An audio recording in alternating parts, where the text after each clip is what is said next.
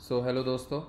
आज मैं आपको इस वीडियो में बेसिकली डेटा स्ट्रक्चर के बारे में बताने जा रहा हूँ। बिल्कुल बेसिक से स्क्रैच तक, मतलब स्क्रैच से लेकर के पूरा का पूरा एडवांस लेवल तक मैं आपको एक एक चीज़ डेटा स्ट्रक्चर के बारे में बताऊँगा, पढ़ाऊँगा कैसे डेटा स्ट्रक्चर पे काम किया जाता है, क्यों डेटा स्ट्रक्चर इंपॉर्टेंट है, डेटा स्ट्रक्चर में एल्गोरिदम क्या होता है। एक एक कॉन्सेप्ट में आपको एक एक बेसिक से बेसिक कॉन्सेप्ट सिखाने जा रहा हूँ, राइट।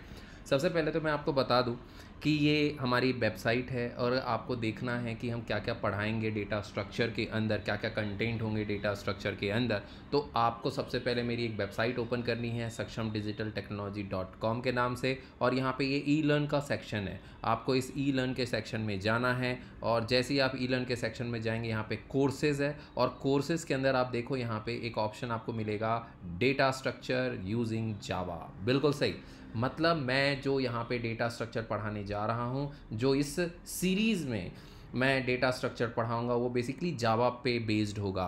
तो दोस्तों, अगर आपको जावा नहीं आता है तो प्लीज़ आप मेरा जावा का वीडियो देख लेना और आप जावा अच्छे से सीख लेना, क्योंकि जब तक आप जावा नहीं सीखोगे तब तक आप इस लेक्चर को, इस सेशन को आप कैच नहीं कर पाओगे, ग्रैप नहीं कर पाओगे। सो बेटर है कि पहले हम जावा करें, देन जावा करने के बाद हम डेटा स्ट्रक्चर पे फोकस करें।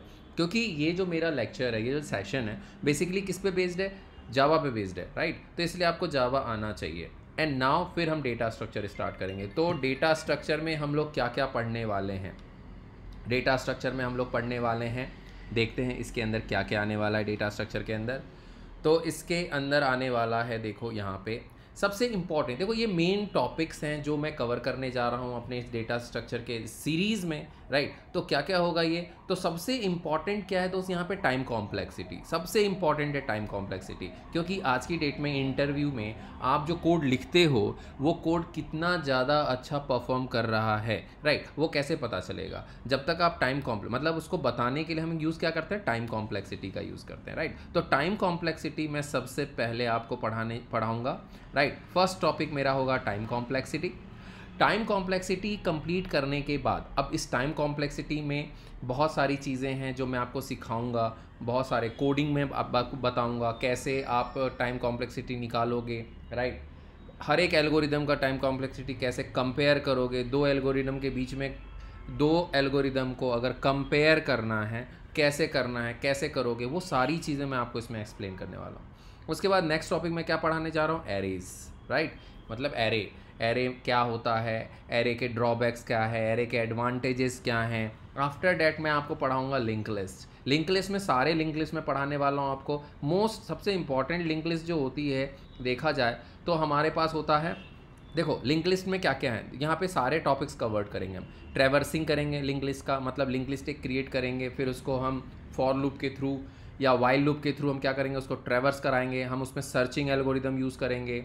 हम लिंक लिस्ट के अंदर इंसर्शन करेंगे, लिंक लिस्ट में डिलीशन करेंगे, राइट, रिवर्स, फिर सर्कुलर लिंक लिस्ट हम पढ़ाएंगे, डबली लिंक लिस्ट पढ़ाएंगे। तो ये सारे लिंक लिस्ट के टॉपिक हम कवर करने वाले हैं। उसके बाद नाउ आफ्टर डैट हम स्टैक को कवर करेंगे, राइट। स्टैक में सारे ऑपरेशंस करेंगे। और एक बात आपको बता दूं, मैं आपको यहाँ प्रैक्टिकली अप्रोच सारी चीज़ें बताने वाला हूँ। पूरा फुल ऑन प्रैक्टिकल होगा, फुल ऑन प्रैक्टिकली अप्रोच होगा, है ना, जिससे कि आपके माइंड में सारी चीज़ें सेट हो जाए, है ना। थ्योरेटिकल बहुत कम होगा, और नो डाउट थ्योरेटिकल कॉन्सेप्ट होता है, क्योंकि मैं जब पढ़ाऊँगा आपको तो ये तो बताना पड़ेगा ना। थ्योरी थोड़ी सी बताऊँगा, मतलब ये कहना चाहिए 20% मैं आपको थ्योरी बताऊँगा और 80% मैं आपको प्रैक्टिकल बताऊँगा, राइट। नाउ इसके बाद अगर हम आगे बात करते हैं तो आगे आता है आपका क्यू, नाउ फिर tree, graph, sorting and searching. देखो ये सारे टॉपिक्स हम कवर करने वाले हैं।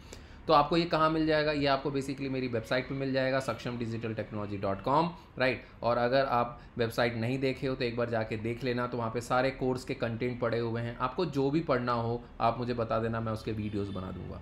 ओके, सो इस सेशन में, इस लेक्चर में मेरा फोकस केबल और केबल डेटा स्ट्रक्चर पे, डेटा स्ट्रक्चर पे, राइट। तो अगर हम डेटा स्ट्रक्चर की बात करते हैं तो सबसे पहला क्वेश्चन आता है कि डेटा स्ट्रक्चर क्यों पढ़ना चाहिए। देखो यार, सभी लोग बोलते हैं कि डेटा स्ट्रक्चर जो है कंपनीज़ में पूछा जाता है, कंपनी जब आती है तब उसमें डेटा स्ट्रक्चर की सबसे ज़्यादा इंपॉर्टेंस होती है। बिल्कुल सही बात है, 100% जो है, बहुत सारी कंपनीज़ जो हैं वो डेटा स्ट्रक्चर पे फोकस करती है। बट बहुत सारी कंपनी ऐसी भी होती है जो डेटा स्ट्रक्चर पे फोकस नहीं करती, है ना। जैसे कोई स्टार्टअप, स्टार्टअप अगर है, अगर आप कहीं जॉब ढूंढ रहे हो, मान लो स्टार्टअप में आप गए, तो स्टार्टअप कभी भी आपको डेटा स्ट्रक्चर नहीं पूछती। बहुत कम स्टार्टअप होती है जो डेटा स्ट्रक्चर पूछती है। डेटा स्ट्रक्चर कौन पूछता है? MNCs. Most of the time मैंने देखा है कि एमएनसीज में डेटा स्ट्रक्चर की डिमांड सबसे ज़्यादा होती है, क्योंकि अगर आपको ज़्यादा अच्छा पैकेज चाहिए, राइट, तो उसके लिए, अगर आपको ज़्यादा अच्छा पैकेज के लिए आपको क्रैक करना है, तो आपको डेटा स्ट्रक्चर का बहुत अच्छा नॉलेज होना चाहिए, तभी जाके आपको हाई पैकेज की सैलरी मिल सकती है। लेकिन स्टार्टअप के लिए ऐसा नीड नहीं है कि आपको डेटा स्ट्रक्चर आना चाहिए। स्टार्टअप बिना डेटा स्ट्रक्चर के भी आप जो है इंटरव्यू क्रैक कर सकते हो। लेकिन ऐसा नहीं है कि स्टार्टअप, देखो अभी हम हर बंदा, हर स्टूडेंट क्या चाहता है? एमएनसी कंपनी चाहता है, राइट। तो मैं तो यही कहूँगा यार, आप लोग को डेटा स्ट्रक्चर का नॉलेज अच्छा होना चाहिए, और अच्छा होगा तो आपके लिए बहुत ज़्यादा बेनिफिशियल है, ठीक है। तो हम क्या करने जा रहे हैं, मैं अगेन बता दूं आप लोगों को कि मैं आपको टीच करने जा रहा हूं डेटा स्ट्रक्चर का एक कॉन्सेप्ट, ओके।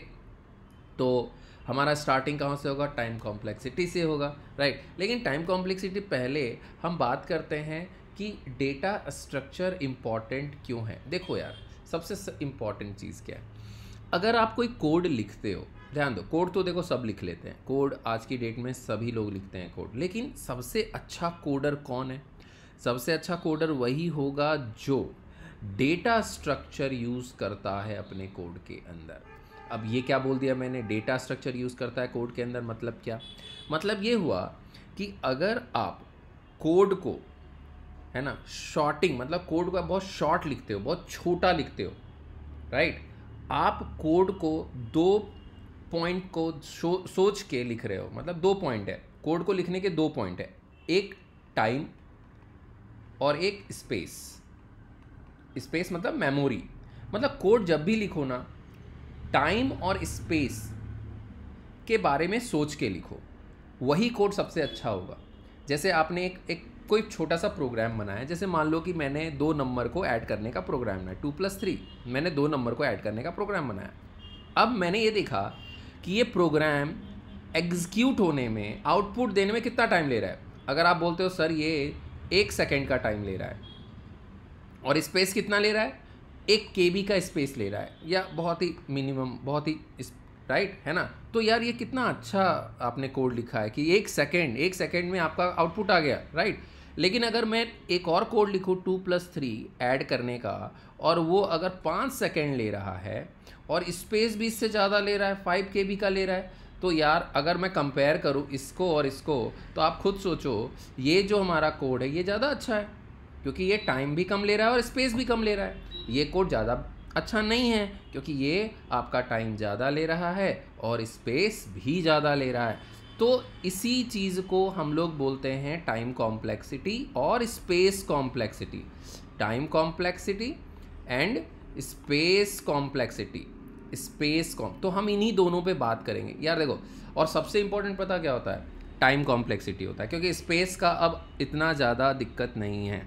पहले हम स्पेस की बात कर सकते थे, क्योंकि आज की डेट में कितना स्पेस, आपके पास 1 TB हार्ड डिस्क है। 1 TB, ये तो मैंने बहुत कम बोल दिया, इससे भी ज़्यादा हार्ड डिस्क आपके पास होते हैं, राइट। कितने बड़े बड़े स्पेसेस आ गए हैं आपके आज की डेट में।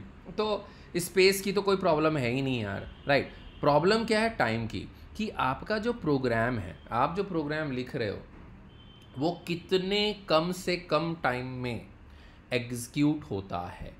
अगर प्रोग्राम कम से कम टाइम में एग्जीक्यूट होता है, तो इसका मतलब आपका जो एल्गोरिदम है, आपने जो कोड लिखा है, वो बिल्कुल सही है, राइट। और अगर आपका जो कोड है, आपका जो प्रोग्राम है, अगर ज़्यादा टाइम ले रहा है, इसका मतलब ये हुआ कि आपको अपने कोड को चेंज करने की ज़रूरत है, राइट। तो अब यही इम्पॉर्टेंट चीज़ है कि हमें पता कैसे चलेगा कि कौन सा कोड टाइम ज़्यादा ले रहा है और कौन सा कोड टाइम कम ले रहा है। ये कैसे पता करेंगे, राइट। तो यार ये पता करने का भी तरीका है वैसे आपको, राइट, जो कि मैं आपको बताऊंगा मेरे सेकंड वीडियो में, कि कैसे किसी प्रोग्राम का टाइम कैलकुलेट किया जाए, कि ये प्रोग्राम कितना टाइम में हमें आउटपुट दे रहा है और दूसरा प्रोग्राम कितने टाइम में आउटपुट दे रहा है। तो ये मैं आपको बताऊंगा सेकंड वीडियो में, तो आप सेकंड वीडियो को देखना ना भूलें, ओके। तो चलो मिलते हैं हम सेकंड वीडियो में। Thank you so much, bye bye, take care.